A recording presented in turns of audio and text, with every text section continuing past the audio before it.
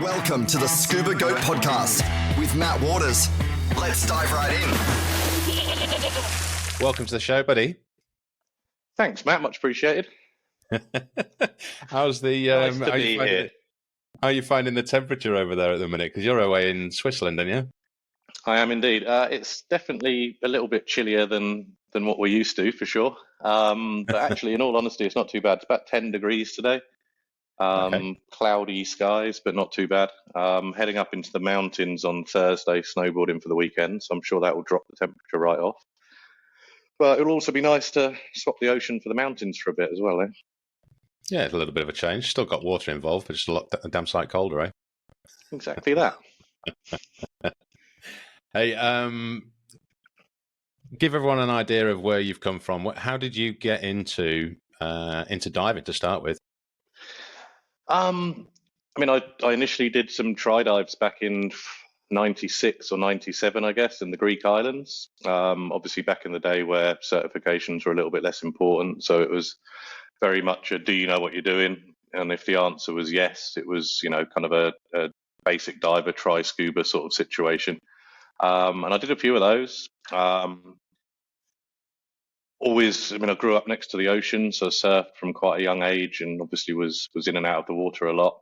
Something that just felt comfortable, felt natural. And then in 2008, decided that I kind of wanted to continue to travel and stay away. How could I make that work? Was there a possibility to make diving into something a bit more? So yeah, I kind of went from there. Did open water advanced in Dahab in Egypt at the beginning of 2009, and then met some guys over there that were based out of Koh Tao in Thailand.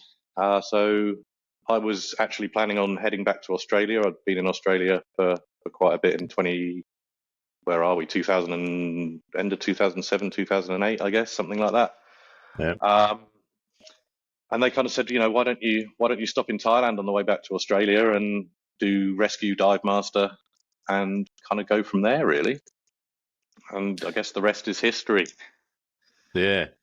Well, I mean, it's one thing. It's a significant transition coming into the dive industry from the sports that you've done in the past. I think that's fair to say, isn't it? Yeah. I mean, obviously, yeah. I mean, I rode bikes for quite a long time. I had my fair share of injuries. 2008, I lost use of my right arm. So that was, obviously another big reason to try and think about something that I could do to continue the same kind of lifestyle, but obviously with less impact. And yeah, I mean, yeah, it's nicer on the body for sure, eh? Like there's, you're not crashing into the floor at 30 odd miles an hour or whatever. But yeah, I think all extreme sports have a kind of tribe, right? Like people stick together. You'll see it in Australia with all of the surfers and stuff. It's something that once people get interested in these kind of things, then yeah, they stick into groups. And I think with the bikes, with the surfing and stuff, like that's a very particular group of people. Whereas in diving, you're exposed to so many different people, so many different backgrounds, different career options, different walks of life, races, nationalities, or whatever. And for the time that we're underwater, it doesn't matter if you're a brain surgeon or a rocket scientist. You could be a waiter, whatever. It doesn't matter like that. It kind of, yeah, I guess, bridges that gap, and everyone becomes equal for however long it is that you're submerged. And that's nice. It's a wider range of people.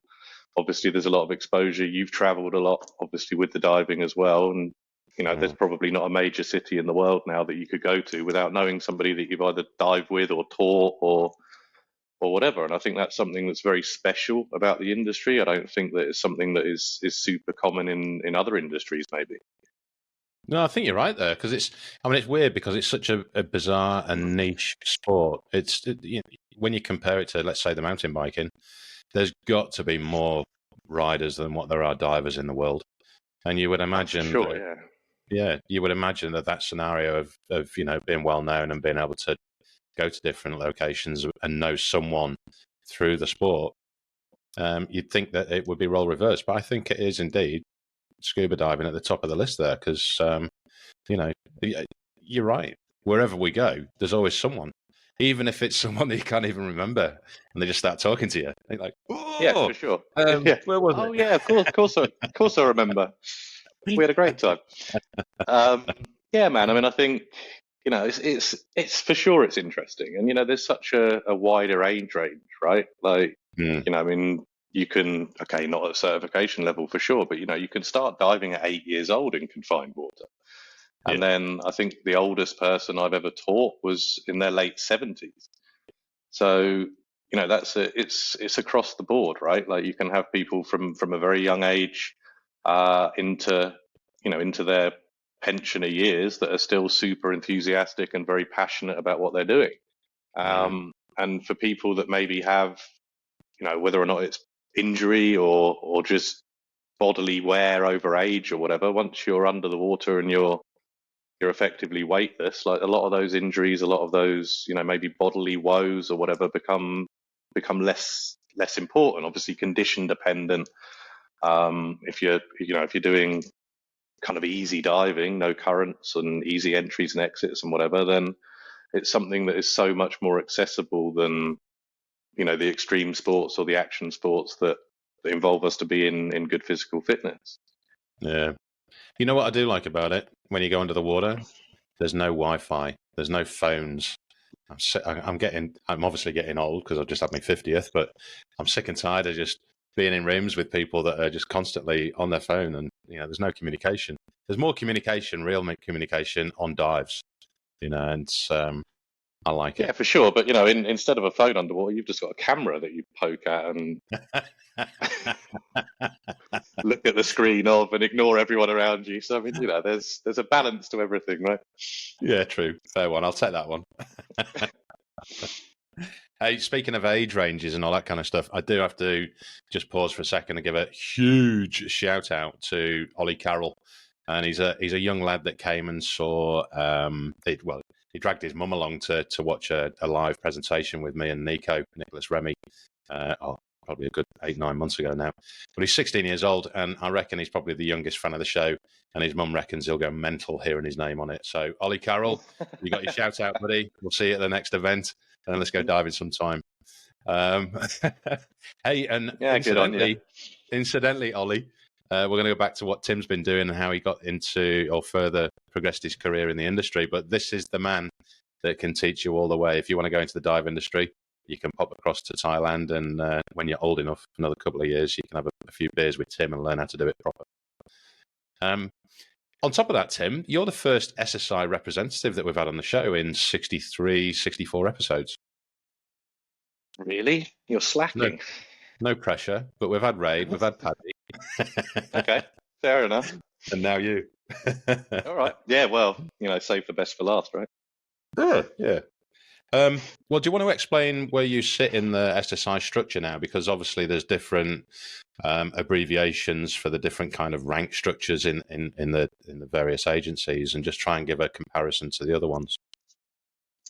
Yeah, okay. So, I mean, my certification level is Instructor Certifier, which in other agencies, I guess, would sit at the examination level. So it basically means that I freelance for SSI on Koh Tao in Thailand, which means that once a month, ordinarily, I'm responsible for doing the instructor evaluations along with the full-time team based in Thailand. With regards to that, I think SSI is a fast-growing agency. Obviously, they've been around for a very long time. 1970 is kind of the birth year, which is very similar to Paddy in time frame. But I think, as we all know, Paddy has been for a very long time, to use their phrase, the way the world learns to dive. Yeah. I started my career as a Paddy instructor. Well, I didn't, but obviously once I got to instructor level, I was Paddy through and through. I crossed over to SSI in 2012. And to be completely honest, at that point in time, I didn't know very much about SSI at all. It was more wanting to work at a particular location, it being necessary. And yeah, I'd very much bought into the Paddy system, as obviously a lot of people do. And it was interesting to transition into something different. once I started teaching the system, I think, the flexibility that we have in the way that courses are conducted, how we can move skills, we can move. Basically, I feel like it's a lot easier to cater to individuals. From my perspective, what makes a good instructor is somebody that is adaptable, and you shouldn't be teaching the same course, just on a script every single time. Based on the diversity of people that dive that we've kind of already touched on, I think if you have the ability to change the way that you construct a course, change the way that you deliver your information, it should be based on the people that are sitting in front of you. And SSI, in my opinion, gives us far more scope to be able to do that successfully. So I kind of made my way up through the rankings.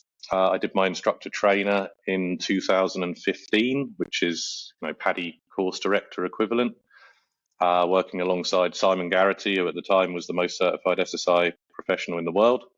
And we taught and trained a lot of very competent and capable professionals.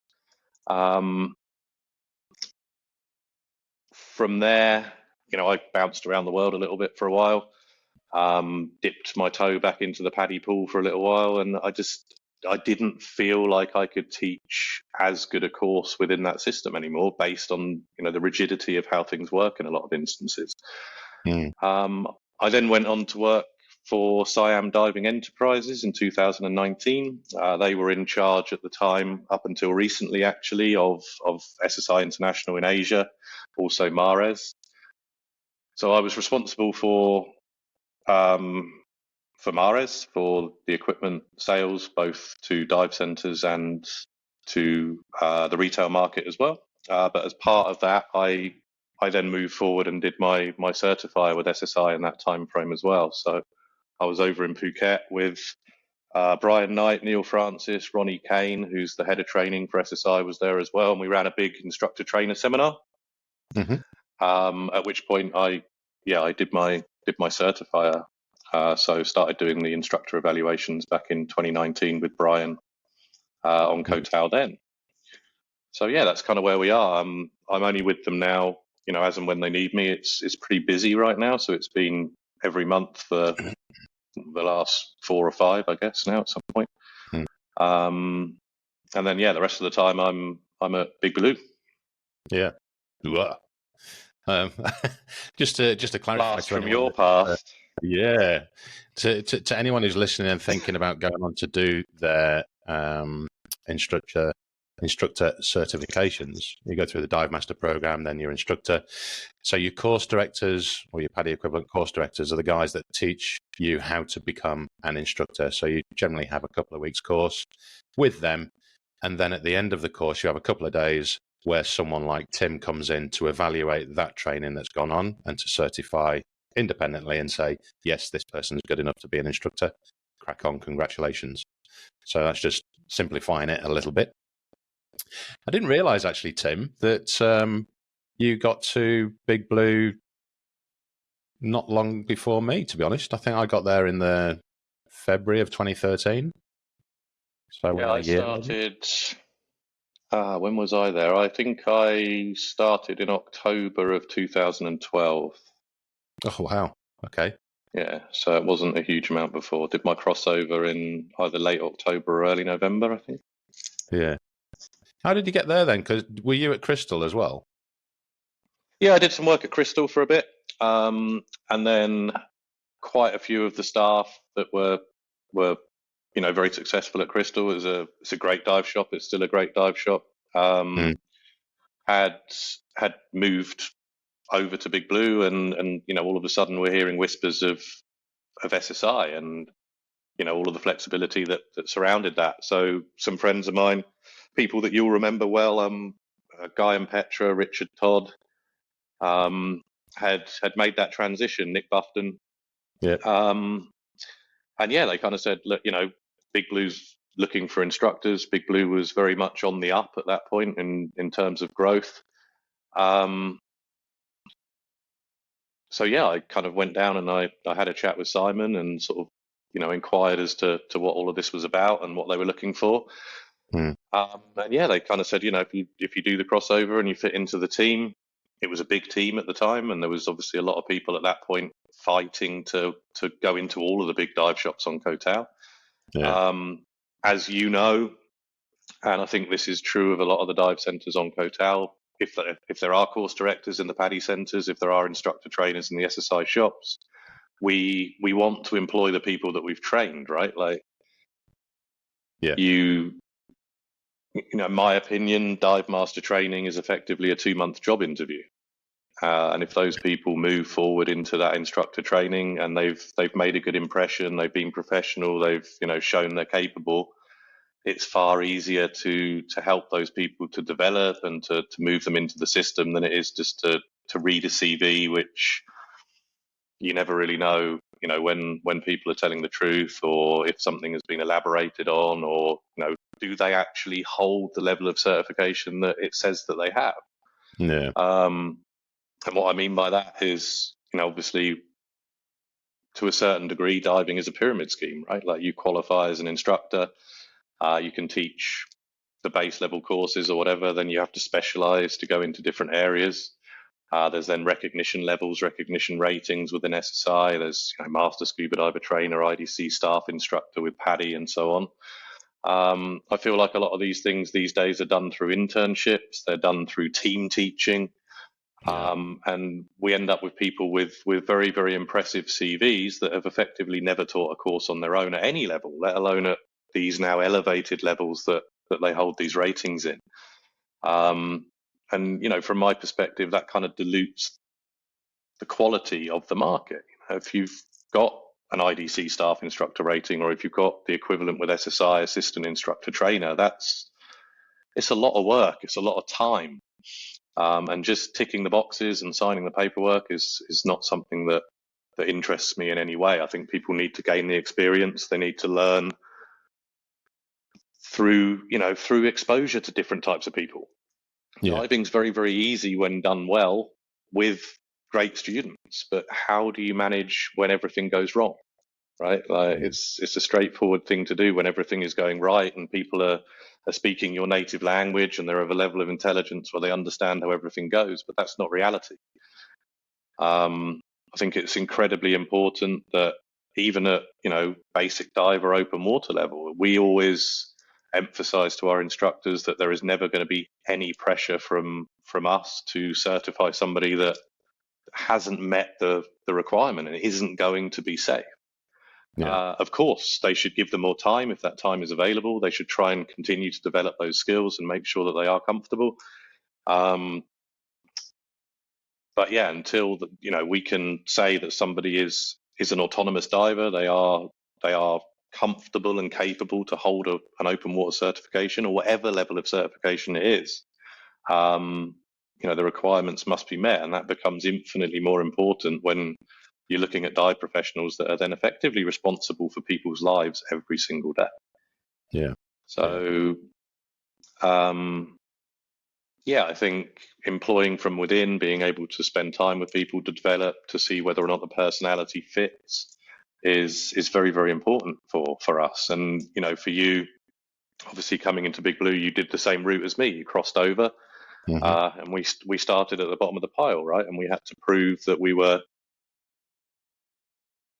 good enough and that we would fit in and whatever. And that's something that takes time, and it involves a lot of patience. You'll remember picking up the last minute courses when all the other staff were busy, and you end up all of a sudden you've got your first 6-pack open water course, for example, and then someone wanders in and wants to do a PADI specialty, and you're the only person that can do it. So you're running around trying to change, your plans and your tracks. And I think 2012, 13, 14, 15, there was an exceptionally capable team at Big Blue, and it was a difficult egg to crack. I've worked at a lot of dive shops and a lot of locations around the world. I honestly believe that the people that we had at the dive shop at that time were the best I've ever seen. Yeah, I'd agree with that. And I think, in turn, well, there you go, Matt. I mean, I didn't want to kind of blow smoke or anything, but there you are. But having those people around you and and having to push into a team of such quality makes you raise your game. Yeah. I think one of the key things that we had there as well was that people didn't mind if you cherry picked. You could quite happily sit there as an instructor on a boat, teaching a six-pack, the same as 5 other instructors that are on a boat teaching six-packs. But the more experienced guys would be approaching subjects in a slightly different way to what you probably did yourself. And you could cherry pick from what they were doing and mold it and create your own style of tuition. And I think that's one of the key elements that a lot of people miss when they look at Koh Tao. And I'm going to broaden that out a little bit to Koh Tao and get on my little soapbox for a second, because good. The old adage of armchair warriors that cast dispersion on the likes of Koh Tao and call them factories. Yes, I'm sure you could call it a factory in comparison to many locations in the world because of the sheer volume of people that go through there. But the quality of the majority of the dive professionals that are on such a location that are teaching all the time, every day, 365 a year, the reason that they're there is because they're bloody good at what they do. And with all of that tuition that they're providing, they're only getting better. Now, that's not 100% of the people, for sure. There are some loafers and swafers, but quite frankly, in the time that I was on the island, you didn't see them last long. No, I mean, I mean, as you said, I've been in a lot of locations around the world. I have heard, in interviews, during my time in different places, we don't normally employ people from Thailand. And my response to that is, maybe you should. Yeah. Because, I've worked with some fantastic instructors all over the world. I've worked with some very, very poor instructors, and the poor consistently have been outside of Thailand. I've worked on Koh Chang, I've worked Koh Lipe, I've worked Koh Tao, and Koh Tao by far and away have been the best instructors.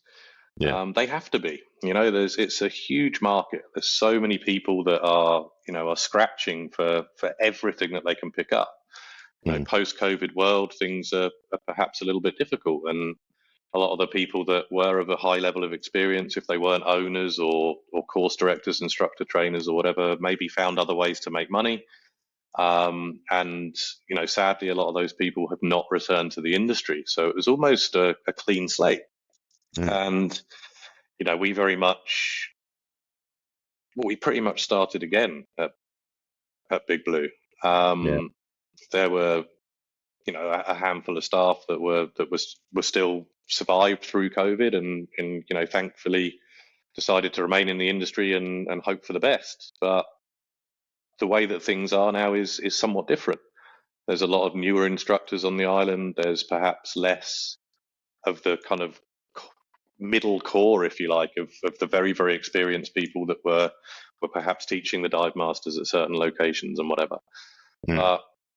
Yeah, for sure, the quality must be high, because there's always going to be 10, 15, 20, 30 people sitting behind you wanting your job. And that should be nothing other than motivation to continue to improve. We're now a team almost entirely of people trained within our training programs, right, in-house. And it's a great atmosphere now. It's a super nice group of people. It's a pleasure to be around. It's a really, really nice place to be again, which is fantastic. And hopefully that continues to move forward. But yeah, for sure, I think if you speak to any of the instructor trainers, course directors on the island, they're going to favor the people that they've spent the time with, that they know things about, they can trust. Words on a page with no backup, how much of it is a reality? So yeah, I think in that aspect, the quality must remain high. Yeah, and that's one of the things as well that I point out usually is that people say it's crap diving. Well, it's not. I mean, just look at the photos I got last month. I came back for a couple of weeks last month. It's not crap diving. It's not Komodo. It's not Raja Ampat. what it is a safe environment with good conditions for training and tuition, and it just happens to have some epic diving when it kicks off, and you can't really argue when a whale shark comes through quite regularly just to say hello. But it's all on balance. It's for me, it is probably one of the training meccas of the world when it comes to diving, because it's got everything that you need to be able to learn in a controlled environment that's not going to put you under undue stress unnecessarily. Would you agree with that? Yeah, 100%. I think as you've said, you've got, your Chumpon Pinnacles, your Southwest, Samran, Sail Rock. On a good day, I would say that they are world-class dive sites. Yeah. For training perspectives, we have a lot of bay dive sites, which obviously are very, very convenient, and there's plenty of sand for beginners that potentially are going to touch the bottom or maybe crash into something. Obviously, we're ideal world. Everybody's training now in neutral buoyancy, which is fantastic. But again, let's be real. Not every single person that is going to learn to dive is going to be capable of going straight into neutral buoyancy on dive one. Yeah. So having these locations that we're not having a huge impact on the environment. We've got calm conditions. Yeah, of course, that's going to make people feel more comfortable. Having taught a lot of open water students at this point in my career, I've taught open water students all over the world, and Koh Tao for conditions and for convenience and for diversification of dive sites that are suitable down to 12 meters. It's great, man. I mean, you've got plenty of dive sites with 12 meters at the bottom. Yeah. So, you discover scuba diving, your basic divers, and so on and so forth. It's set up perfectly for that. There's dive sites with 18 meters at the bottom. There's dive sites with 30 meters at the bottom. All of these things are super helpful. But then obviously you have the option for taking people on, for example, dives 3 and 4 to some of the oceanic dive sites and starting to practice that buoyancy when there isn't a bottom directly below you. How the courses are set up, how the courses are structured will obviously vary slightly between dive shops. But, absolutely, if conditions are okay, we'll be looking to go out to one of the oceanics for dive 3. Obviously understanding how to control buoyancy without direct reference to the environment is incredibly important. And having those options in conditions that are not going to challenge people too much at that level, I think, it's a great situation. Well, yeah. I mean, it lends itself to being able to focus on what they really require, and like you say, the buoyancy for sure. If you're in murky, filthy coffee water and freezing your tits off, you're not really going to be bothered about whether you've just kicked a pile of sand or not. No. There's too many external stresses there. So yeah. Anyway, that's my opinion on Koh Tao yet again. If anyone doesn't like it, tough shit. All right, so working past open waters. In fact, let's stick with the island for a little bit. Obviously, it's getting back to being busy again. And I saw from a distance, and maybe that one quick spell when I came back, 18 months ago for a couple of days. There seems to have been a lot of growth again. Are you finding it hectic there, or is it all controlled madness? What's the lifestyle like? If someone was to be coming to possibly stay for a while and do the dive master, are they going to be rabbits in headlights, or is it all under control? Everything's under control for sure. Obviously, I think those is kind of a general question, right? It's subject to the people. From a dive master training perspective, obviously we like to have numbers around the dive shop. Dive master trainees are a conduit, if you like, between your open waters, your specialties, your stress and rescue courses, and so on and so forth. I think they're extremely important as a link between students and maybe the instructors and the higher level professionals. They create a good atmosphere. Obviously, they're super enthusiastic about diving if they've taken that step towards obviously the first level on the professional ladder. So I think, the more the more people that we have and the more people that are coming through those programs, the more it then encourages other people to come through those programs. Like if someone, depending on obviously the sales tactics, you were very successful with your continuing education and with your equipment and so on when you were at Big Blue. Not everybody is particularly strong in those areas, and I'm sure you've heard. I can't even count how many instructors that I've heard over the years say, "Well, yeah, but I'm a scuba diving instructor. I'm not a salesman." I disagree. I think that one comes hand in hand with the other. Yeah. And, we've both worked with some very gifted instructors that perhaps weren't the strongest in sales. We've worked with people that are very strong in sales that were perhaps not the most gifted instructors. So building a balance between the two is important. I think people that are doing the professional training, the dive master, assistant instructor, instructor courses, and so on, can have a huge impact on whether or not people actually continue to dive. And from anybody that is looking for a career as a dive professional or has a career as a dive professional, the number one focus for us is to train safe, competent, comfortable divers that will continue to dive within the industry, right? Like, people will argue all day long about which agency is best and which situation is better and whatever. I don't really think that matters that much. It's, the industry as a whole, I could sit here and tell you a million reasons why I believe SSI is the best training agency in the world. You could sit down with a PADI course director, they'll give you exactly the same reasons why they feel like PADI is the best. It doesn't really change the outcome. Yeah. We want to train high quality professionals. We want to train high quality dive masters, instructors, and beyond.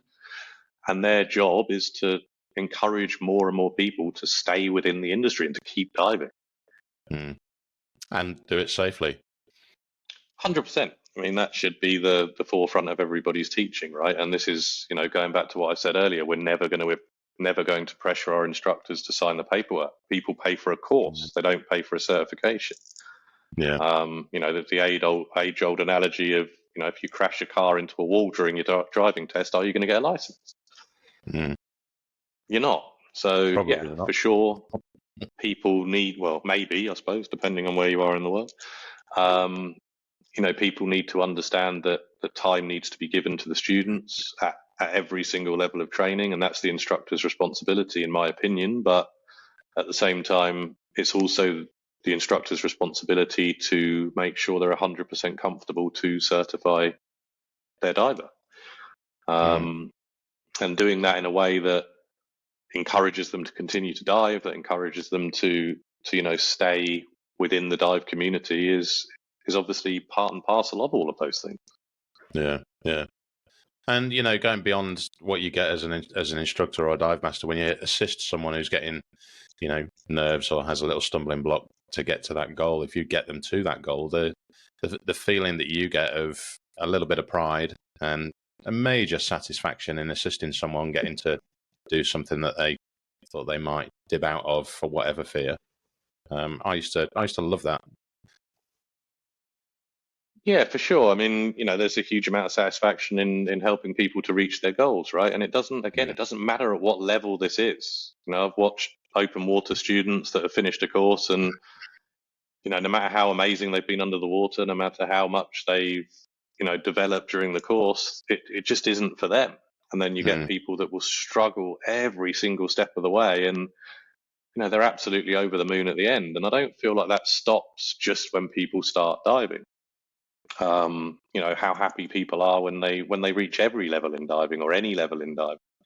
And from an assistant point of view, from a certified assistant, from an instructor perspective, surely that's the reason we do this, right? Is to help people to develop, to give people an opportunity to see the 72% that they don't normally see. Yeah, for sure. So on a day-to-day basis, Timothy. Yeah. What are you doing at Big Blue? Let's talk about Big Blue Pro for a moment. Yeah. So on a day-to-day, I'm responsible for training basically everybody at a professional level within the dive center. So right now we have, I think, about 19 or 20 dive master trainees that are within their program. We have a few people kind of primed and ready to move forward into in assistant instructor and instructor in the next month or so once I return from Switzerland. Mm-hmm. So when it comes up to the instructor levels, it's me on my own. With the dive masters, we have Fiona, who you know very well, Fiona Campbell. Yeah. She's my partner with regards to the training of all of the dive masters. That one was a no-brainer for me because her husband, obviously, again, you know Andy. Andy Campbell's one of the most successful TDI technical diving instructors in the world. Mm-hmm. We have Big Blue Technical Department on site, and Fiona splits her time between teaching technical diving courses and then imparting the infinite wisdom on our dive masters. So we have a much more diverse program than perhaps what is written in the instructor manual or what is written on paper. We want to be able to offer people, obviously, the chance to do everything that they want to do. We're now very, very focused within the shop on specialties rather than the standard kind of route advanced adventurer program, if you like. And then, Big Blue Tech is a toy shop full of all these fun different DPVs and rebreathers and twin set side mount setups and whatever. And having Fiona on board has been a massive help with allowing people to transition into side mount diving, into deeper diving, into nitrox at different levels, and so on. So I think that what we can offer is broad. We have people that are teaching gas blender courses. We're teaching equipment maintenance courses now. Everything that people will need to be an active, functional, working dive master or higher. It's not about the bare minimum. It's about offering people every opportunity they can to bulk the CV, to gain the level of experience that will make them, an employable, competent professional. Yeah, and it is very much a excuse me. It is very much a CV that you've got to pack out, because a lot of operators around the world, when you dream of being a dive pro and being sat somewhere like on the silky sands of Maldives or Papua New Guinea, you need a substantial CV that isn't just diving. You've mentioned the gas blending and filling tanks and reg servicing, etc., etc. All of these competencies are what are going to assist you get that job that you want, because a remote location needs, they can't employ 5 people to do 5 different jobs. They need one person to be able to do all 5 and be able to work across the teams. So I like that approach there, because there was very limited kind of tech introduction for dive masters in the past. That sounds like they've really gone to town in pushing it forward, so to give them an extra leg up, as it were. Yeah, for sure. And I think we've always had the technical department at Big Blue. Perhaps there was in the past a little bit of a it's almost like there was a fight for business. People were coming from dive master training. Obviously, the tech department is very, very interested in maneuvering them into technical diving. The pro department was very interested in moving them on to become instructors. And perhaps that wasn't always the smoothest transition. I feel like now there's a very, very good relationship between the two. And, we sit down with people and we counsel people as to what their options are and what is most suited to them. We're all under the same banner. It's under the same roof. At the end of the day, does it really matter which direction they go in? At some point, everyone ends up in the same place anyway, right? Like most of our instructors now are side mount qualified, are extended range, perhaps, advanced nitrox divers. So, there are so much more opportunities for people when everybody just gets along and goes in the same direction. And from an atmospheric point of view, it's just a really, really, really nice environment to be around. And there's so many people now with so many different walks of life, with so many different levels of certification, levels of qualification. One thing I think that is often lost within the dive industry is, we should be constantly learning. And I very much strongly feel that the day that we get into the water and we don't learn something is the day that we should take a break and get out.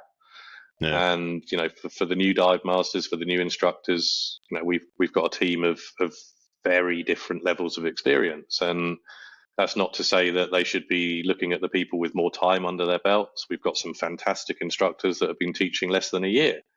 But the more people that you can watch, the more people that you can listen to, as you said earlier, right? Like you can start to develop a style that works for you. You might hear somebody say one thing during a briefing, or somebody say something different during a debriefing.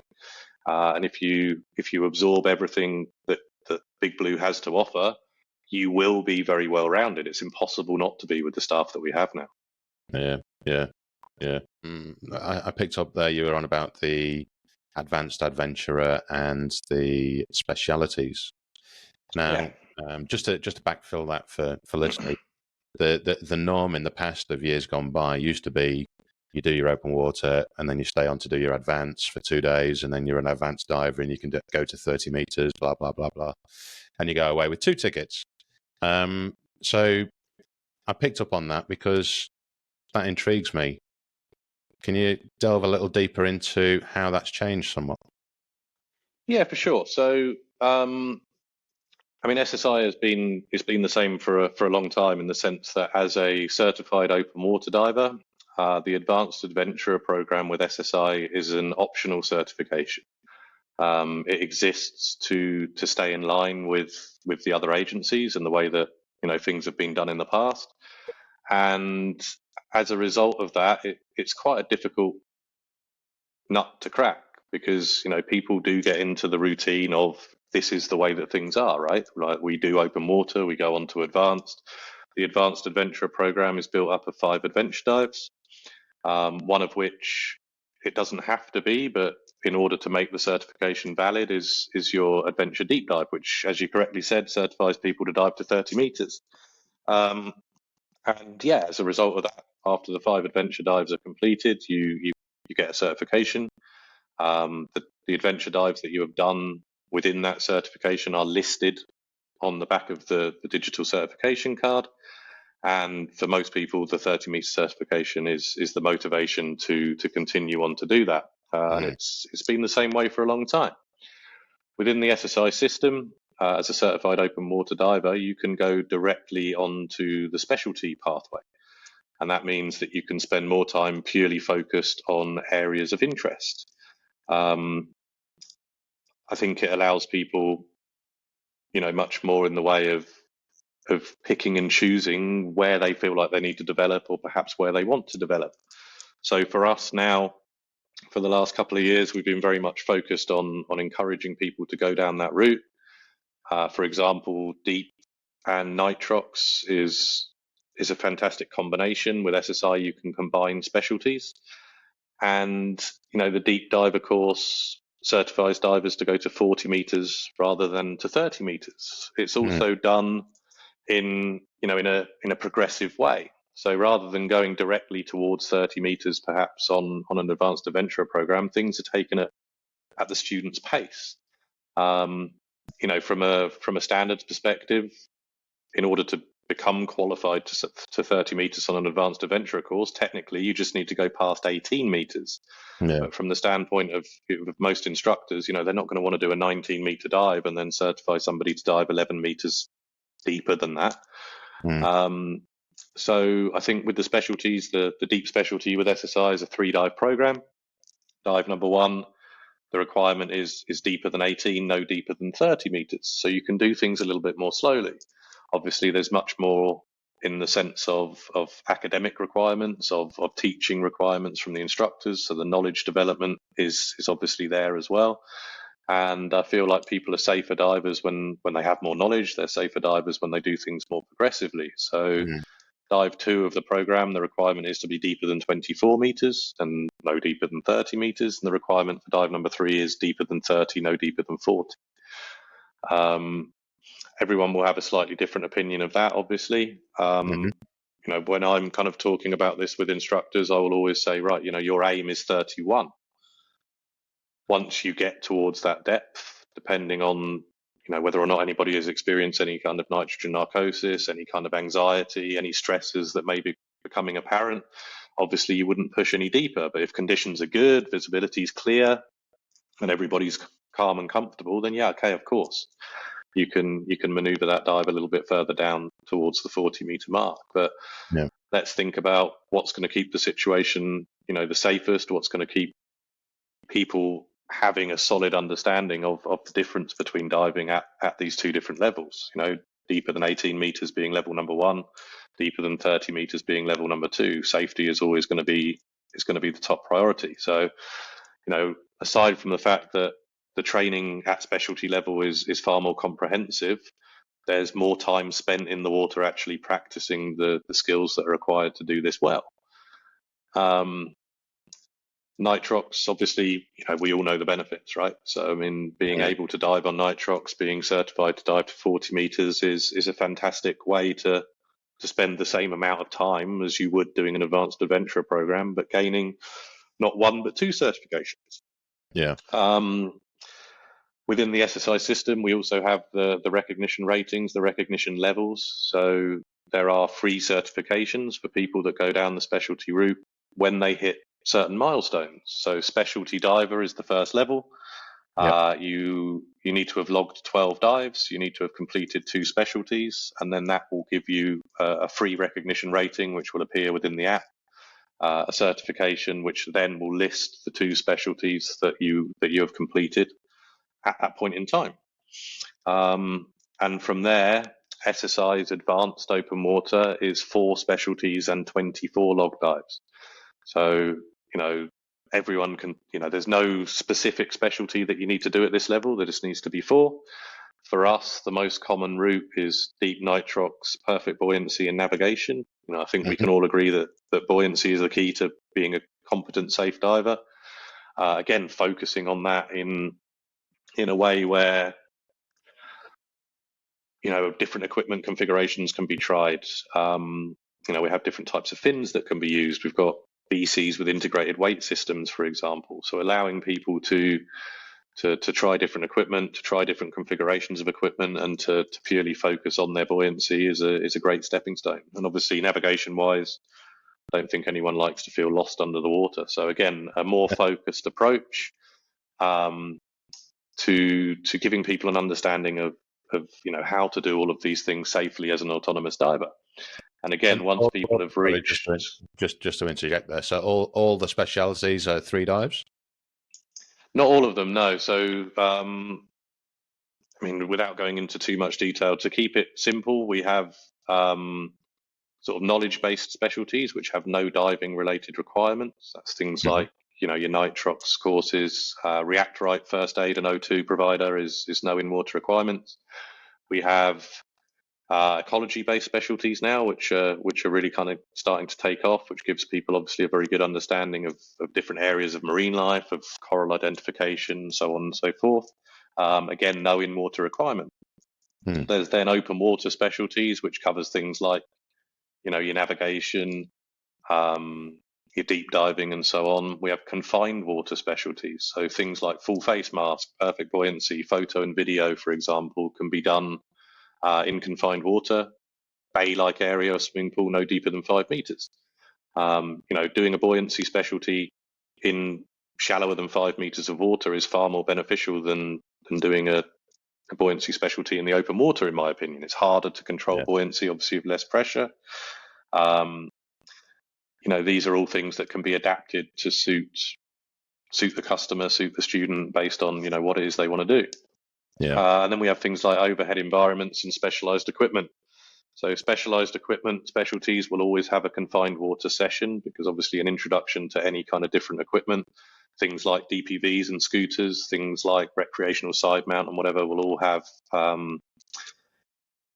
a confined water aspect. And then depending on the specialty, it's between 2 and 3 dives for the most part. The new advanced rec program is 4 dives. But again, these are minimum requirements. So generally speaking, we're always going to add more dives depending on time frame. Happy days.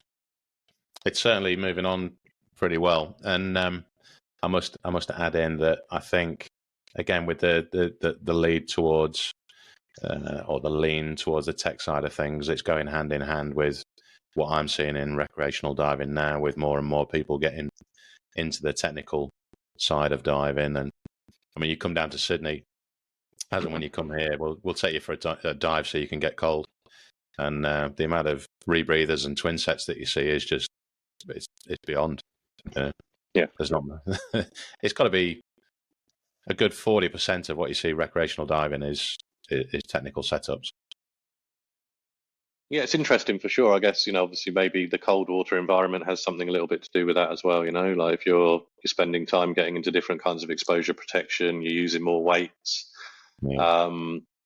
There's perhaps a little bit less concern with spending that time to obviously set up side mount, back mount, rebreather equipment and stuff. It's been quite a long time since I dived in Sydney.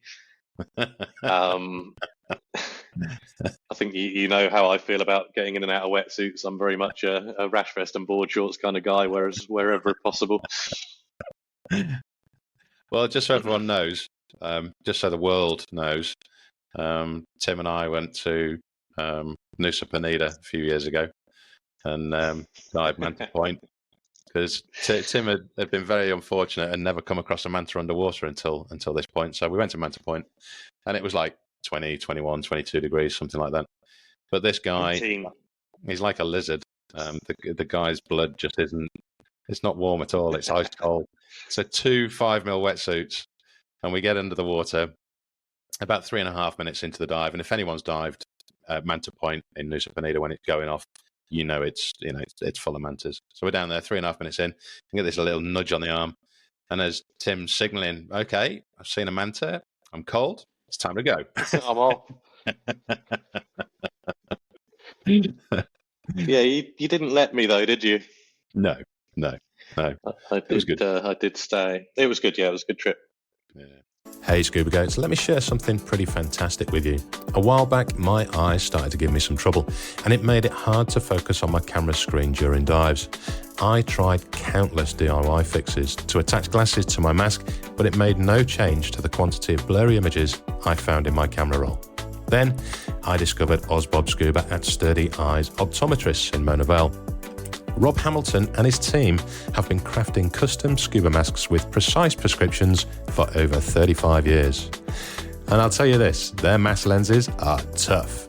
I've put mine through the ringer for almost 2 years now, and it's still going strong, capturing awesome shots with virtually no blurry camera roll images post-dive. So, if you're struggling with vision on your dives, check out Osbob Scuba at Sturdy Eyes Optometrists. Get yourself kitted out, capture some awesome shots, and don't forget to tag me so I can see the results. Stay focused, my friends. The SSI app. Now, let's have a little discussion about this because, quite honestly, I've never really used it until I was coming to see you guys over in Thailand, and I thought, I better have a look at this because Tim will bollock me if I don't know how to use it. Thankfully, he didn't ask me about it, but I was impressed by it, and it must make the certification or proving thereof a damn sight easier nowadays than what it was relying on people keeping hold of a piece of paper or a plastic card. Yeah, absolutely. I think, SSI started to develop the digital system back in 2014. You'll remember the little hub that we had at Big Blue that had all of the training materials, and the first version of the app, we'd have to obviously download the materials from the kind of external hard drive onto there. And I think, even from the early days of the app, it was quite intuitive. It was a really, really good idea. Obviously, back in those times, we didn't have the best Wi-Fi on Koh Tao. People weren't perhaps quite as reliant on technology as what they are today. Yeah. But the system now is fantastic. The website and the app work almost seamlessly, I would say, between one another. There's a huge amount of information on the app about all aspects of SSI system, about all aspects of diving. There's some very interesting articles about different dive destinations, what kind of things you can see in different locations around the world at different times. And now, from the perspective of training, all of the training materials, the digital training materials are accessible through the app. We as instructors can see student progress. It's very, very easy to navigate. SSI are constantly working really hard to update and change the programs to remain current. from a professional standpoint, as long as we pay our fees every year when we're in active status, we have unlimited free downloads of all of the latest materials. So we're always teaching from the most current materials that are available to us. And it means that everybody's on the same page. Everybody's teaching from the same materials. And back in the days of hit print runs for paper manuals and so on and so forth, it was an expensive process trying to have a library of everything that we needed. And in a lot of instances that was the responsibility of the instructor rather than the dive shop, and it was hard going. And now having everything literally at your fingertips, all of the standards manuals are in there. Every manual for every course that SSI has is available through the website, through the app, in downloadable areas, with and without videos, depending on obviously how much storage you want to take up on your device. And it's made things a lot easier for sure. They're constantly obviously working on the app. There's constant updates. There is, from my perspective, very little about that I would ever change. It works very, very well. And as you said, from a certification standpoint, everything is in one place. Yeah. The digital logbook is fantastic. Dives are now verified via QR codes. You'll remember the days of having infinite paper logbooks that either get wet or get damaged or get misplaced or whatever, and this just goes straight up into a cloud. So even if you do lose your device, no problem. You've got a unique login, you've got a unique email address attached to your SSI profile, and that information is always there. Yeah. We've talked a little bit obviously about the specialty diver, the advanced open water recognitions. There's also free certifications when people hit certain milestones with numbers of dives. You'll know that actually, Matt. You got one recently, didn't you, for your? I did. Your 5,000 dives, and I think all of these things are really nice for people to have. Like a lot of the recognition ratings in other agencies. Even when you've met the requirements, you still then have to pay for that. It's something that costs you X amount of dollars or whatever for a digital certification, and SSI are giving these out when people have hit these milestones. Kind of touching a little bit again on the difference between doing your advanced adventure and your advanced open water with SSI. If you get to the advanced open water level, you have effectively earned a minimum of 6 certifications, because you have the 4 that are required from the specialty standpoint. You're going to hit through specialty diver, which would make number 5. And then once you've got the advanced open water, you've now got 6. You're also going to get, those log dives will go towards the recognition levels, when the first one being century diver at 100 dives. And then you get a new free digital certification for that. We all know that there's a lot of certification collectors in diving. People want to see their progress and see how they're moving forward. And I think this is something that SSI have done extremely well within this digital system now, and the way that it works. Yeah. No, I agree. I was impressed. And it also, I'm now kind of chuffed because my little app has got one of my best mates, little Tim Morrish, has certified me doing my update on my first day. Oh, there you go, man. It's taken a while, but there we. Yeah, it literally popped through on the app, and it's like, oh look, it's Timmy's name. Brilliant. There it is. There it is. Yeah, it was very. People are now safer around you than they were before. Definitely. What do you see? What's your long-term goals? Because at the moment, you could arguably say that you're quite near the top of that pyramid. Of there's not a lot of room left to go upwards, is there? No. What's the plan? To be completely honest, mate, there isn't really one at the moment. I think the focus for the last couple of years has obviously been trying to redevelop Big Blue and rebuild Big Blue, post COVID.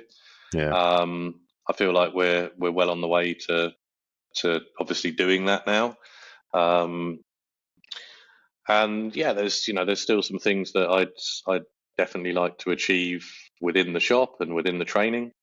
Very happy now with the SSI situation in Thailand. We touched a little bit earlier on Siam Diving Enterprises were in charge of that franchise for the last 10 years. SSI have now taken over themselves, which I think will definitely increase the exposure of the agency and will give us an opportunity to really kind of, try and develop and push forward with how everything is working within Thailand, within Asia itself. So, I don't want to say that I'm static. I have got, a couple of ideas about things that I'd like to do within the next year or two, but for now, the focus is definitely on continuing to grow the Dive Master program, continuing to grow the instructor program, and pushing Big Blue forward with regards to the quality of training that we can offer. And so that means that you're going to be bouncing between Koh Tao and Switzerland quite a lot then, eh? Probably no more than I normally do, right? Like I'm normally in Switzerland for sort of a couple of months of the year. I think we're probably definitely going to be bouncing a little bit more between Koh Tao and Khao Lak. Going to start trying to do some more kind of dive master focused liverboards so that people are getting to experience different types of diving. Like we all know that the west coast of Thailand, as far as Thailand diving going, is probably the pinnacle for what we can achieve. Obviously diving from liverboards, from ribs, is very different to the way that diving in Koh Tao is done. As you said, with Koh Tao, you're subject to current a little bit more. Koh Bon, similar kind of situation. Obviously, there's some deeper dive sites. So if we have the opportunity to take the dive master trainees, to take the newer instructors off island and give them the experience of diving in some perhaps more challenging conditions, then I think that can only be a positive, right? So definitely looking to kind of bridge that gap between the two a little bit more often. I know that Boots is kind of keen to get some professional training kind of working over there, so perhaps I'll maybe do an ITC a season or a couple of ITCs a season over on Khao Lak. But I think the COVID reset for me was just a very good opportunity to kind of get things moving forward. I'm sure that you've experienced in all the places that you've dived around the world now, and the expeditions that you've run, obviously the stuff that we've done together with the more remote location diving.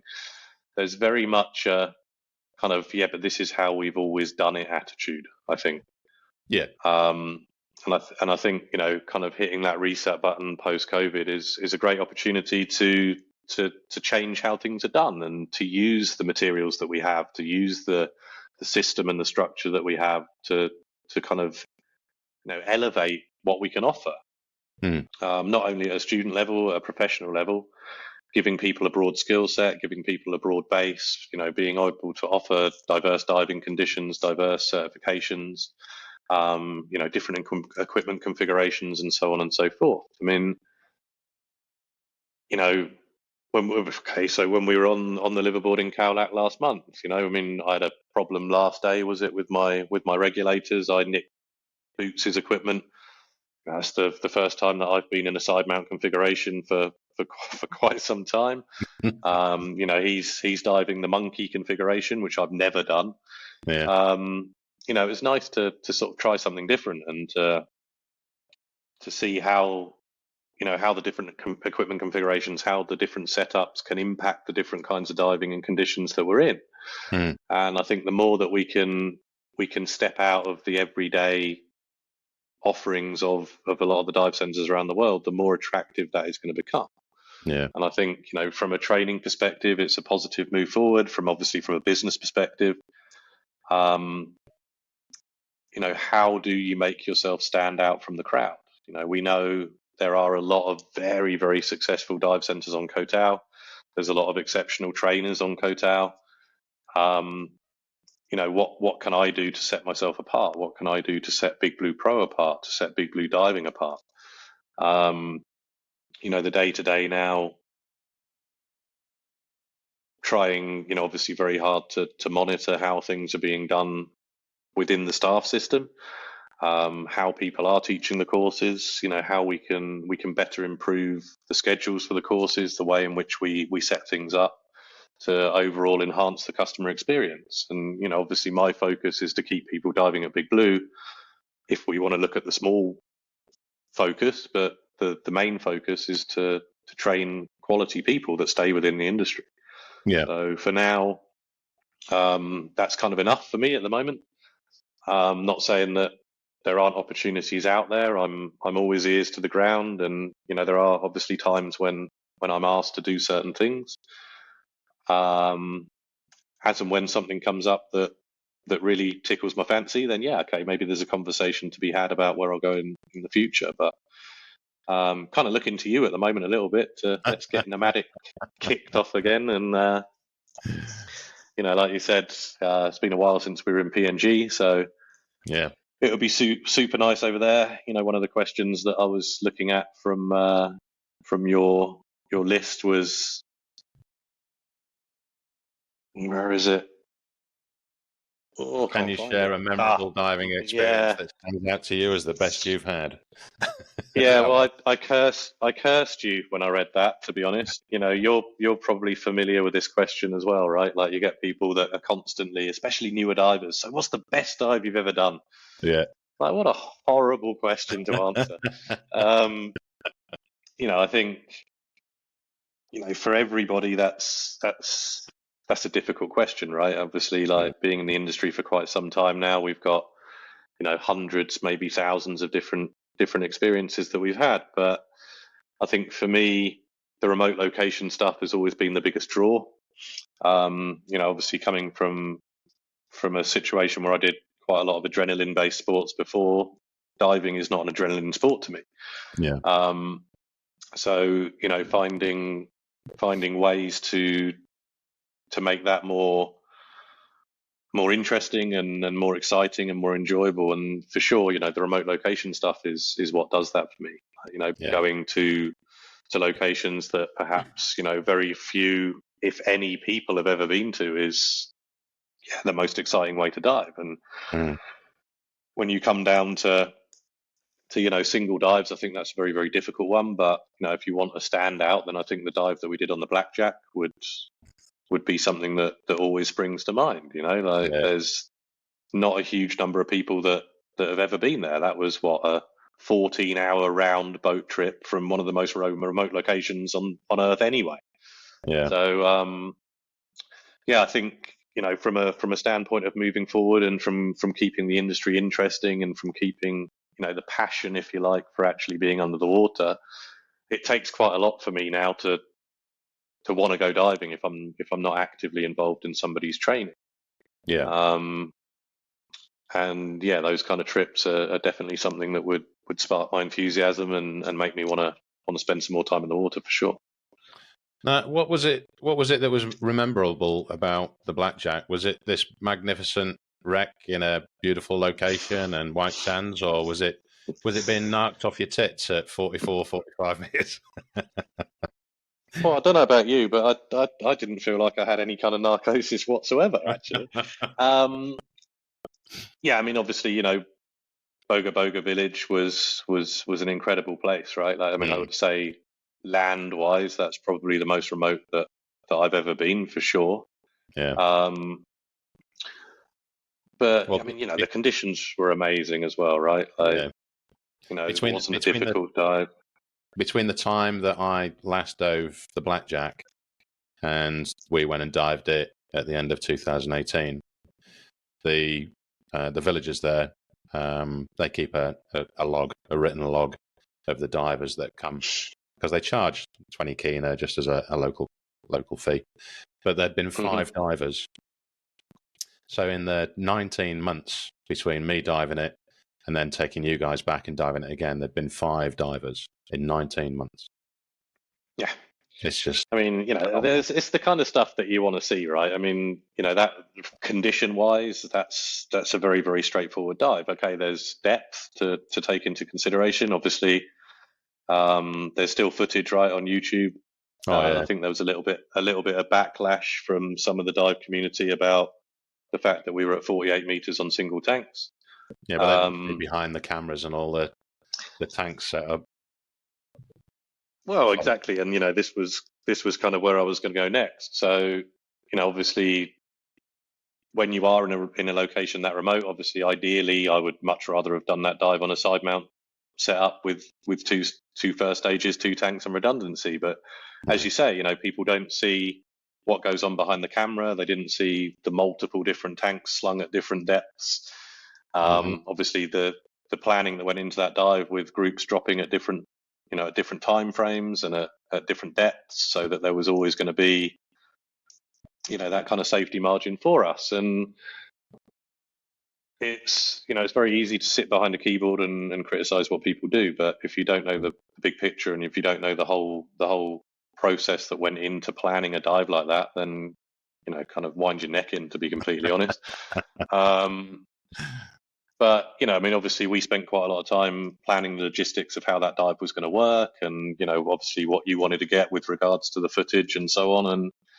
And like you say, if there's 5 people in a 19-month period, like there's got to be very, very few people in the grand scheme of things that have actually done that dive and been on that location. And I'm a big fan of wreck diving in general. I love the history behind how things happened and why things are there, and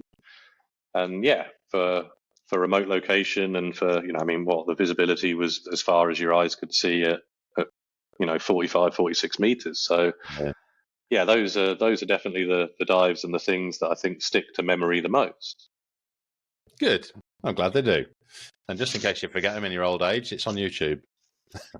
I'll stick a link in the show notes. Hey, speaking about those questions that I had and put to you, so that's one of them answered. I have another one. Let's see. If someone wanted to pursue a career similar to yours, what advice would you give them? It's a trap. I think that's a tricky question as well. I think it's incredibly person dependent, right? I also think that there can be a lot of expectation and a lot of almost, what word am I looking for? I mean, from my experience of training dive masters and from training instructors, I think that a lot of people just expect that when they qualify, they're some kind of entitlement or guarantee that they're going to be employable and they're going to get a job. And I think it's a very fine balance between trying to encourage people to take those steps and to move up those levels in the industry, but also to manage that expectation and to make people understand that an instructor fresh out of an instructor evaluation and instructor examination is perhaps not the most employable person in the world. So important to obviously to do your research and to spend the time thinking about things like, where are you going to train? Why are you going to train in that location? Who are you going to be trained by? What agency are you interested in? Do you have future goals of certain locations? Because in some locations, one agency will be much stronger than another agency, for example. So, what do you have to do to get to the end goal? And I think, obviously we know that dive training is not cheap.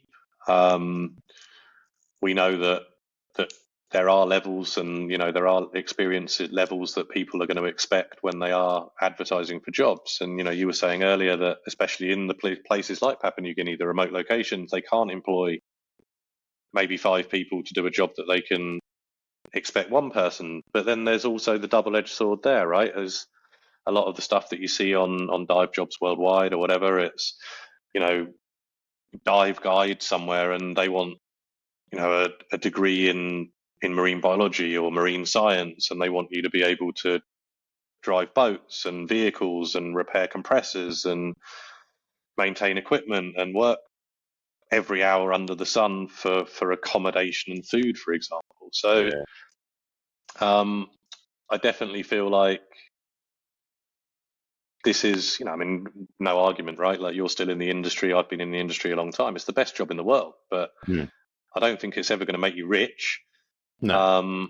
So I think, having enough money set aside to complete the training, to maybe go through internships, if that's something that's offered in the location that you're in, but also to be able to sit down with people and have an open and honest conversation about what the goals are. What the goals are for the candidates, what the goals are for the future, and how the trainers can help these people get to that point.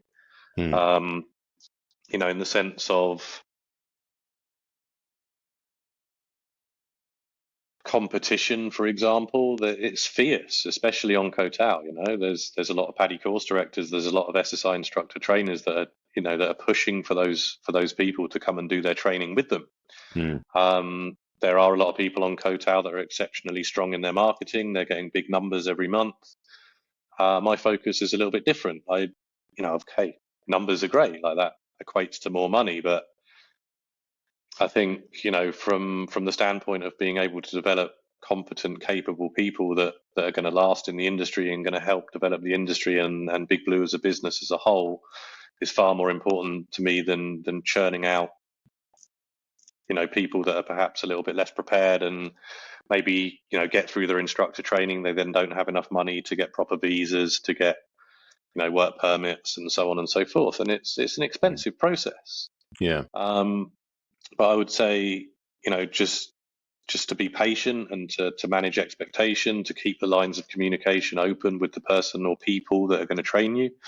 And, to understand that just because you hold a level of certification, that isn't going to perhaps set you apart.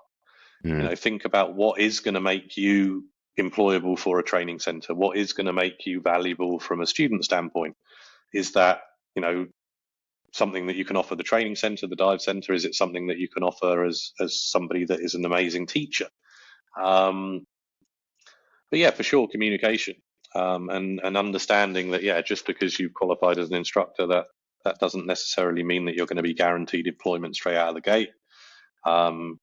People need to earn their stripes. And, I think we can all agree that in a lot of instances, there's quite a lot of arrogance in the industry. I'd love it if that wasn't the case, but that's the reality of the world that we live in. So I think for sure communication is the most important thing, and spending time with people and explaining what it is that we can offer as a training center, what I can offer as a trainer. And it's not going to work for everybody, and sometimes it doesn't work for me. If there's a personality clash or a difference of opinion, maybe I'll sit down with them and say, look, okay, so this is what I can offer you. This is what I'm willing to put in, but I can also introduce you to, whoever down the road that may be a better fit. And I think if we all work together to a certain degree, then people would get more from the training. People would be, receiving training from people that perhaps suit them in a better way. Yeah, I think I'm all for collaboration. I think collaboration is key in so many aspects of our industry, and I'm glad you said that, mate. Well done. Yeah. Okay. If you could change anything about the dive industry, careful, or scuba diving in general, what would it be? Let me confer to my notes. I think probably to a certain point, the recognition that we actually receive. I feel like, we've talked obviously about the expectations that a lot of dive center owners, managers, and just people in the industry generally have, with people being able to do, so many different jobs for often not a huge amount of financial reward. And I think that sometimes it's lost on people that every single program that we teach, every single course that we develop, every single decision that goes into how to set up that training program to give the students and the customers the best possible experience. And, what sets one person aside against the other is how much time and effort that they put into something. And I know obviously from the time being a big part of helping Big Blue to redevelop after COVID, it's long hours, it's long days, and you have to be passionate about the industry, and you have to be passionate about what you want from the end game. Otherwise, it's never going to work, right? Like, just because the shop has closed, it doesn't necessarily mean that the work has stopped. There's still communication to be made, whether that between staff or whether that be between customers, answering emails, inquiries, and so on and so forth. And I'm not saying that my situation as Big Blue is bad at all, but I've definitely worked in locations in the past where there's been an enormous amount of time and effort put in, which just almost seems to be expected above and beyond what the job description perhaps is. So, I think that in the world that we live in now, it's very, very important for us, and especially, for me being involved with the management of a company, to give the staff the recognition that they deserve, and to appreciate how much effort and how much time does go into giving people a very, very strong experience. And, the only other thing really with regards to what I would change, and I know it's not something that is particularly possible, it's been talked about for a long time, is it would be great if the agencies actually employed people or a person in each location to make sure that standards are being followed.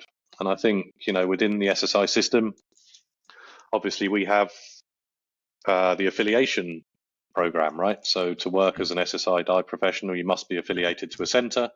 Every centre has a quality management system manager, and it's that person's job to make sure that standards are maintained and to make sure that things are being done well. But in any location in the world, there is an element of we'll just get it done in a lot of situations. Yeah.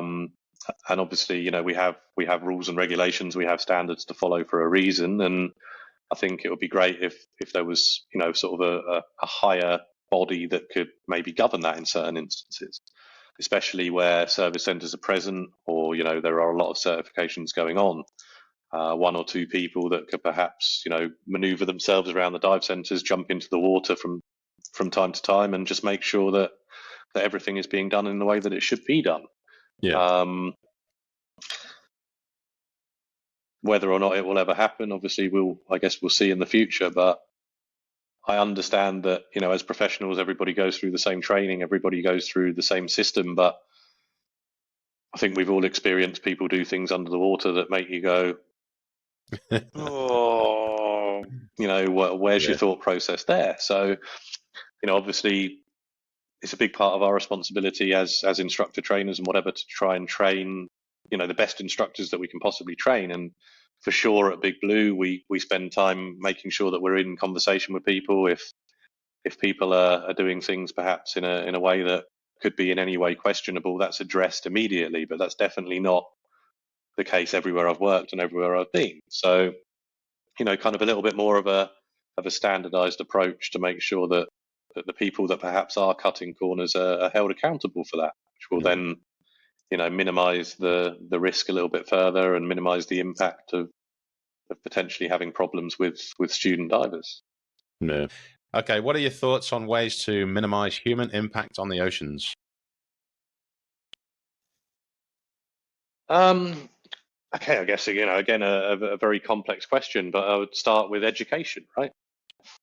I think, from an education standpoint, a lot of people have, very limited understanding of the impact that we as human beings have on the ocean and have on the environment. And, we talked a little bit earlier about obviously all of the ecology programs that SSI now have available. I'd say that's a fairly solid starting point. And obviously everybody that comes into the dive industry as a new diver will be given obviously information during their basic dive or open water training or whatever about the impact that we can have. And, obviously the rules that we follow when diving, with the whole minimizing our impact on the dive environment, no touching things, no hands anywhere, not resting on coral, resting on the bottom, managing buoyancy, and so on and so forth. But I think, from my experience of teaching, when you start talking about, the impact that humans have on the environment, people generally seem quite shocked. So yeah, just being able to educate people. A lot of the dive centres now obviously have conservation programs and so on and so forth. And I think all of those things are a very important way of trying to deliver this information to divers. I mean, as far as getting that broader into the community, obviously it's a little bit different. But if we can encourage people to change perhaps, even some basic personal habits, minimizing one-use plastic, recycling at home, any small amount at a personal level is then going to change maybe at a higher level than that. Yeah. So, yeah, making sure that we as instructors, we as trainers are delivering information about what to do to minimize the impact on the environment as a diver. Perhaps somebody doesn't know that pollution in a river on one side of the world is eventually going to end up in an ocean on another side of the world. So, how are things where you're from, and what can you do in your daily life, perhaps when you're not on vacation, or perhaps when you're not traveling to do your diving? What can you do that will not impact your life hugely, but could make a very, very small difference? And I think making people understand that a small difference is still a difference. It's very, very easy to say, oh yeah, but that's not going to make that's not going to make a change in the grand scheme of things, is a very easy way out. But if everybody has that attitude, there'll never be any change. Yeah. So I think, educating people and helping people to understand how much of a difference we can make and how much a small difference will actually impact the larger picture is important. So yeah, delivery of information is for sure going to be where I would start. Yeah. And is there a particular conservation effort that you're passionate about? If so, which one and why? I mean, it's easy to say blue oceans from an SSI standpoint, right? Blue Oceans initiative is something that we incorporate into every single course that we teach at Big Blue. You were talking about your SSI application earlier. I don't know if you've noticed this, but if you open the app and you go into the courses feature, there is a Blue Oceans program, and that program is a free program to take. There's a huge amount of information about the impact that we can have on the environment, whether it be single-use plastic, whether it be impacting our carbon footprint, how we work underwater, obviously, with regards to good diving practices. And it's in every single person that has the SSI app and has a profile. It's free to do. It's very comprehensive. It's informative, and once completed, there will be a recognition card or digital certification that appears to say that you've done this. So, offering these things without any cost, I think is a very cool thing to do from the agency. So yeah, we're constantly talking about that with all of our students to try and give them an easy opportunity to learn more. Best I get on there and have a look at it, eh? You probably should. All right, mate. Nearly there. Of the many safety procedures we have in the industry, if you had to choose one as the most important, which one would it be and why? I think you've got to start at the beginning, right? So pre-dive safety check. You touched on this earlier. I think that familiarization with obviously your personal equipment and familiarization with any kinds of redundancy in your buddy's equipment is incredibly undervalued. Very, very easy, especially in maybe more experienced divers or people that are diving regularly. The checks are maybe often overlooked, and you can go through any scuba diving forum online where people have talked about experiences and problems, and most of these problems occur when people are diving on unfamiliar equipment, or they're diving with configurations that perhaps ever so slightly different to what they've used in their training or they've used before. But equally, if not more importantly, what is going on with the equipment of the person that is going to be diving with you is your buddy. So yeah, I think for me, making sure that the pre-dive check is comprehensive, that you understand how every single component of not only your own equipment but the person or people that you're diving with has to be, for me, start at the beginning. Why are we talking about safety procedures underwater when we haven't even completed the one that we can do when we can verbally communicate on land. Yeah. So yeah, for sure, familiarization with every aspect of what somebody's using. Where is, the spare air source? Where is the alternate? Are we using, long hose, short hose configurations? What is the situation? And if the familiarization isn't complete before the water, then why are we getting in the water? Well said, young man. Well said.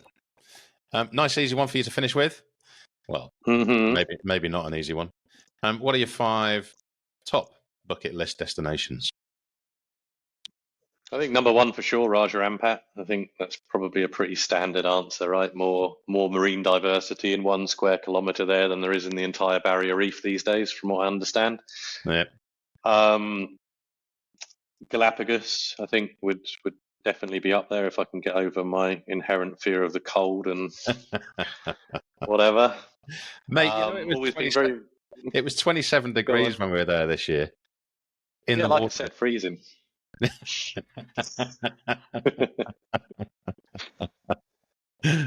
I'll come back with you next time you go. No worries. All right. Fiji, I think, would definitely be on the list up there as well. From an Australian standpoint, I'd love to go to the West Coast. I'd love to see Ningaloo. I've travelled the east coast of Australia pretty extensively a few times, but I've never actually been over to the West Coast. So I think, for the whale sharks and so on, that would definitely be very much up there. And funnily enough, one of the only places that I haven't dived in Asia is the Philippines, which really, given the amount of time that I've spent in Southeast Asia, that's something that's sort of never happened. So I think definitely on the list for maybe, if not this year, next year, to get out there and do some stuff over in the Philippines as well. Yeah. Oh, I've got a few contacts over there for you, mate. And Boots' missus is Filipino as well, so she's got a few contacts too. Yeah. No, you've got to do the Philippines. It's beautiful. We've been talking about going. Yeah, back. No, definitely interested. Yeah. Well, let me know when you make a plan, and I'll speak to the boss and see what we can sort out. So, Big Blue and growth, and putting it back to where it was. Is there goals for big builds and maybe future businesses in different countries? At the moment, probably not. Okay. Not to say that maybe that wouldn't be a discussion in the future.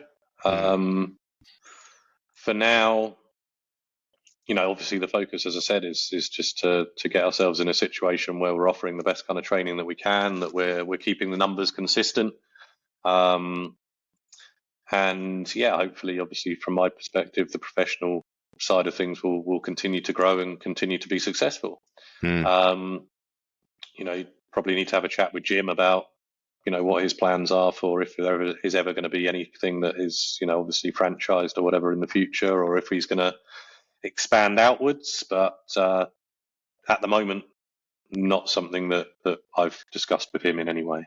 Yeah, tip top. Not too sure. Okay. Well, let's close out the show. It's time for dinner. I'm having curry tonight, and it must be almost time for lunch for you. Getting that way.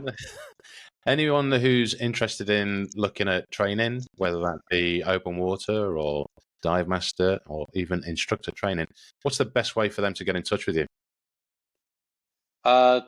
To be completely honest, it's probably easier to send an inquiry through the website. So it's bigbluediving.com. The email address is info@bigbluediving.com. And then everything gets filtered from there. So if you want me directly, then it just gets sent on through the main office. But it's easier for me if everything goes through the website or it goes through the main, because then if I have any problems with the server my end, there's still a backup. Yeah. And they'll be speaking. Is it Sam that picks up all those inquiries? Yeah, Sam will be the first point of contact, and then he will distribute everything off into whichever area it wants to go in. Happy days. I've got to say, I was impressed with that chap. He's a good lad. And He is, good. yeah, he's fantastic. He's a very, very, very nice guy. He's a great instructor, and he's doing a fantastic job of managing everything for us at the moment. So yeah, super happy with him. Tip top. All right, Tim. Well, thank you so much for coming on the show and starting at season 5. Thanks, Matt. Very much appreciate having me on, and we'll have a chat about sorting out some more trips in the not too distant future. Eh? Hell yes. Hey, listeners, thanks for tuning in, and bye for now.